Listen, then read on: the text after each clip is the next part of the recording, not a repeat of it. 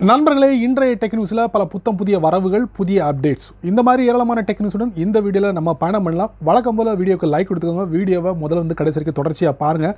அதே மாதிரி சேனலுக்கு சப்போர்ட்டும் பண்ணுங்கள். ஸோ இப்போ என்ன பண்ணலாம், வாங்க வீடியோக்குள்ளே போய்ட்டு செக் பண்ணி பார்த்துக்கலாம்.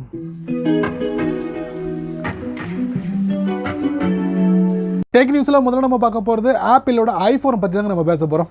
ஐஃபோன் சமீபத்தில் ஐஃபோன் 12 சீரீஸில் 4 மொபைலை வந்து வெற்றிகரமாக லான்ச் பண்ணாங்க. கண்டிப்பாக உங்களுக்கு தெரிஞ்சிருக்கும், என்னென்ன மாடல்னு தெரிஞ்சிருக்கும். இந்தியாவிலையும் வந்துருச்சு விற்பனைக்கு. அது பற்றி நம்ம பேச போகிறதில்ல. இப்போ நம்ம பேச போகிறது இதே ஆப்பிளோட ஐஃபோன் 13 சீரீஸ் மொபைல் வந்து வரப்போகுது. எப்போனா 2021 வரப்போகுது. ஸோ 2021க்கு இப்போமே வந்து என்ன பண்ணிட்டாங்க, அதில் ஒரு சில விஷயங்களை வந்து லீக் அவுட் பண்ணியிருக்காங்க. அதில் ஐஃபோன் 13 சீரீஸில் ஐஃபோன் 13 ப்ரோ, 13 ப்ரோ மேக்ஸ் இந்த 2 மொபைல்களில் கேமராவுக்கு கொஞ்சம் இம்ப்ரூவ்மெண்ட் கொடுக்க போகிறாங்களாம். அல்ட்ரா வைட் கேமராவாக வரப்போகுது அப்படின்னு சொல்லியிருக்காங்க. ஸோ இது மட்டுமே இப்போதைக்கு லீக் அவுட் ஆயிருக்கு. இன்னும் கொஞ்சமாக ஐஃபோன் 13ஓட சீரீஸோட எல்லா விஷயங்களும் மெதுவாக நீங்கள் வந்து கேட்டுக்கிட்டே இருப்பீங்க. இது ஆரம்பம் தான். இனி வரக்கூடிய நாளில் நம்ம எதிர்பார்க்கலாம். டெக் நியூஸில் அடுத்து நம்ம பார்க்க போகிறது நம்மளுடைய ISRO, Indian space research organisation. இவங்க சமீபத்தில் வந்து ஒரு கமர்ஷியல் சேட்டலைட்டை வந்து லான்ச் பண்ணியிருக்காங்க விண்வெளிக்கு. ஸோ இதில் வந்து யாரோட பங்கெடுப்பு அப்படின்னு பார்த்தீங்கன்னா, உங்களுக்கு யூஎஸோட ஒரு 4 சேட்டலைட், அதுக்கப்புறம் வந்து லக்சம்பர்கோட 4, அப்புறம் லித்தியோனியா அவங்க 1, மொத்தம் 9 கமர்ஷியல் சேட்டலைட்டை வந்து ஒரே டயத்தில் வந்து ஏவிருக்காங்கன்னு சொல்லலாம். வெற்றிகரமாக லான்ச்சும் பண்ணிட்டாங்க. ஸோ இதோட லைவ் ஃபீடை வந்து ட்விட்டரில் வந்து ஷேர் பண்ணியிருந்தாங்க. ஸோ ஒரு சந்தோஷமான ஒரு விஷயம்.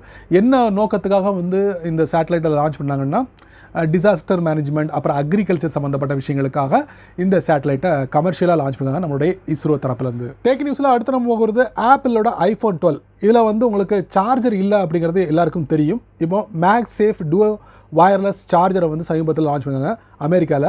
அப்போது அமெரிக்காவில் வந்து $129 வந்து லான்ச் பண்ணியிருந்தாங்க. இப்போ அதே இது வந்து உங்களுக்கு இந்தியாவிலேயே அறிமுகப்படுத்துகிறாங்க. ஆப்பிள் ஸ்டோரில் போய்ட்டு நீங்கள் வாங்கலாம். என்ன ப்ரைஸ் அப்படின்னு பார்த்தீங்கன்னா, $13,900 வந்து இது விற்பனைக்கு கொண்டு வந்திருக்காங்க.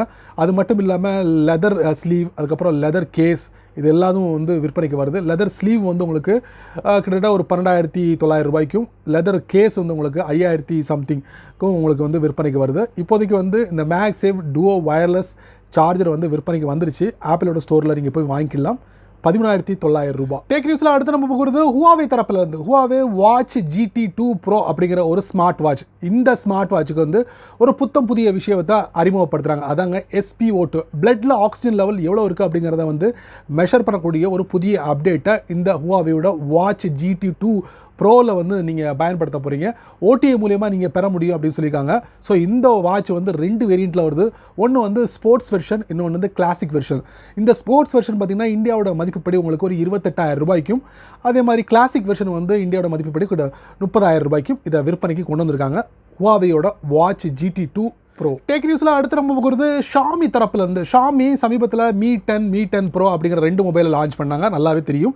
ஸோ இந்த மொபைலை பொறுத்த வரைக்கும் குவால்காம் ஸ்னாப்ட்ராகன் 865 சிப்செட்டை வந்து பயன்படுத்தியிருந்தாங்க. இப்போ ஒரு லீக் என்ன சொல்கிறாங்கன்னா, ஷாமி வந்து அநேகமாக 2021 ஜனவரி இல்லைனா பிப்ரவரி வாக்கில் ஷாமி Mi 11 அப்படிங்கிற ஒரு மொபைலை லான்ச் பண்ண போகிறாங்க அப்படின்னு சொல்லியிருக்காங்க. ஸோ இந்த மொபைலில் 2 முக்கியமான விஷயங்களை அவங்க தெரிவிச்சிருக்காங்க. ஒன்று என்னென்னா 48 மெகாபிக்சல் கேமரா வரும் அப்படின்ட்டு இருக்காங்க. இன்னொன்று குவால்காம் ஸ்னாப்ட்ராகன் 875 சிப்செட் வரும் அப்படின்னு இருக்காங்க. கேமரா வந்து அல்ட்ரா வைட் ஆங்கிளாக இருக்கும் அப்படிங்கிற மாதிரியும் சொல்லியிருக்காங்க. இப்போதைக்கு இந்த ஷாமியோட Mi 11 மொபைலில் இந்த முக்கியமான விஷயங்கள் மட்டுமே லீக் அவுட் ஆகிருக்கு. வரும் நாட்களில் நிறைய விஷயங்கள் லீக் அவுட் ஆகிறதுக்கு வாய்ப்புகள் அதிகமாகவே இருக்குது. ஸோ இது என்ன காரணம் அப்படின்னு பார்த்தீங்கன்னா, சாம்சங் கேலக்ஸி 2021 தொடக்கத்திலேயே அவங்க சாம்சங் கேலக்ஸி S21 அப்படிங்கிற மொபைலை லான்ச் பண்ண போகிறாங்க. ஸோ அந்த டயத்தில் ஷாமியும் Mi 11 மொபைலை வந்து லான்ச் பண்ணுற மாதிரி அவங்களுக்கு ஐடியா இருக்குது. 2 வாரம் களத்தில் இறங்கி பின்ன போகிறாங்க. டெக் நியூஸில் அடுத்து நம்ம பார்க்க போகிறது நோக்கியா தரப்புலேருந்து. Nokia streaming box 8000 4K Android TV set top பாக்ஸை வந்து லான்ச் பண்ணிட்டாங்க.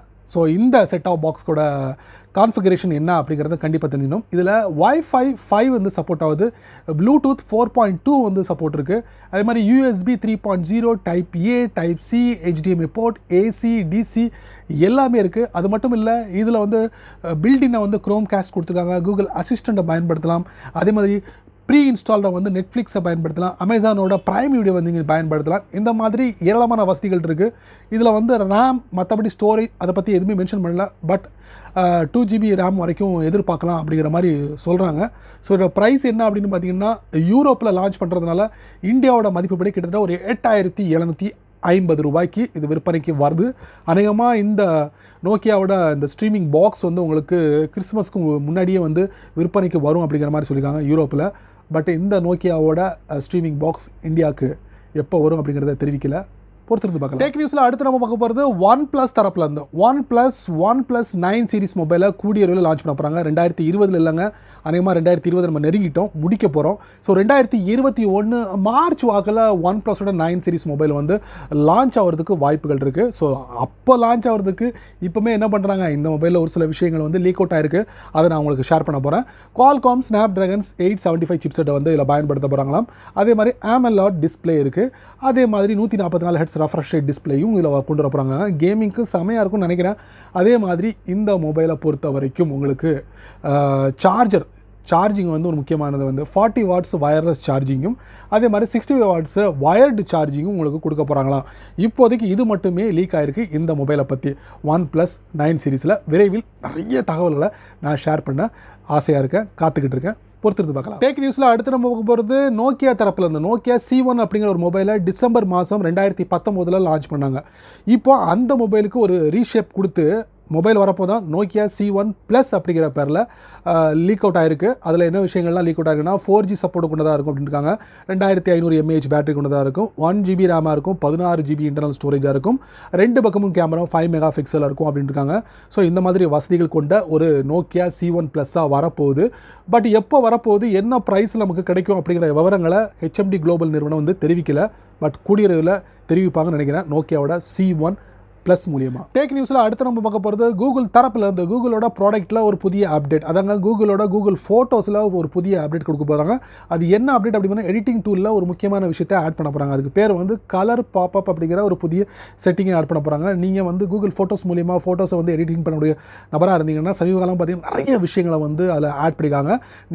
நீங்கள் வேறு தேர்ட் பார்ட்டி அப்ளிகேஷன்லாம் பயன்படுத்த வேண்டிய அவசியமே இருக்காது. ஸோ இந்த அப்ளிகேஷனே போதுமான விஷயமா இருக்குது. அதோடு சேர்த்து கலர் பாப்அப் அப்படிங்கிற ஒரு புதிய செட்டிங்கை ஆட் பண்ண போகிறாங்க. ஸோ இது மூலமா உங்களுடைய ஃபோட்டோவை இன்னமும் ரீஃபினிஷிங் பண்ண முடியும் அப்படிங்கிறது தான் ஒரு உண்மை. அது மட்டும் இல்லாமல் Google One சப்ஸ்கிரிப்ஷன் யாரெல்லாம் எடுத்திருக்கீங்களோ அது மூலிமா கூட நிறைய பெய்டு வெர்ஷன் எடிட்டிங் டூலை நீங்கள் வந்து பெற முடியும் அப்படின்னு சொல்லியிருக்காங்க. ஸோ இனி உங்களுடைய கூகுள் ஃபோட்டோஸில் இந்த மாதிரி புதிய விஷயங்களை நீங்கள் பயன்படுத்த முடியும் அப்டேட் மூலியமாக. ஏன்னா நண்பர்களே, இந்த டெக் நியூஸ் வீடியோ ரொம்ப பொறுமையாக நீங்கள் வாட்ச் பண்ணிப்பீங்க. ஸோ இந்த டெக் நியூஸ் வீடியோவில் வரக்கூடிய ஒவ்வொரு விஷயங்களும் கண்டிப்பாக ஏதாவது ஒரு வழியில் பயனுள்ளதாக அமைஞ்சிருக்கும் நான் நம்புகிறேன்.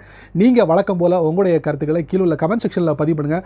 அப்படியே இந்த வீடியோ பிடிச்சிருந்தா நிறைய பேருக்கு ஷேர் பண்ணுங்கள். அதே போல் இந்த சேனலுக்கு நீங்கள் முதல் தடவை வந்தீங்கன்னா இந்த வீடியோக்குள்ள ஒரு அழகான சிவப்பு கலர் பட்டன் இருக்குது, அதை நீங்கள் சப்ஸ்கிரைப் பண்ணுங்கள். பிடிச்சா லைக் பண்ணுங்கள், பிடிக்கலனா அன்லைக் பண்ணுங்கள், கவலை இல்லை.